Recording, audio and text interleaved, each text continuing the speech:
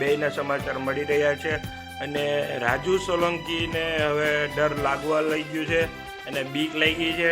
અને પોતાની ફેમિલીને સુરક્ષા માટે થઈ અને કમિશનર કચેરીએ અને કલેક્ટર કચેરીએ એસપી સાહેબની ઓફિસે પોતે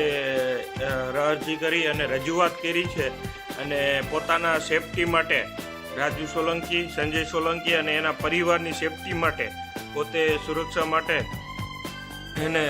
લેડીઝ હથિયારધારી પછી બીજા 4-5 અરજી કરી છે કે ભાઈ એના ફેમિલીને સુરક્ષા આપે, એવી બધી એને અરજી કરેલી છે અને એને ડર લાગવા માંડ્યો છે.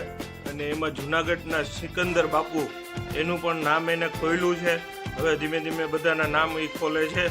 મને આ મારી નાખવાની ધમકી મળે છે અને પોતાને જીવનો જોખમ હોય એ નથી નીકળી શકતા, એકલા ફેમિલી એકલી નથી નીકળી શકતી. એના માટે થઈ એને પોતે સુરક્ષા માટે થઈ અને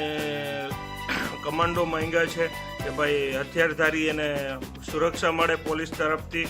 અને પોતાની સુરક્ષા થાય અને ફેમિલીને પણ હવે જીવ લેવો હુમલો થઈ શકે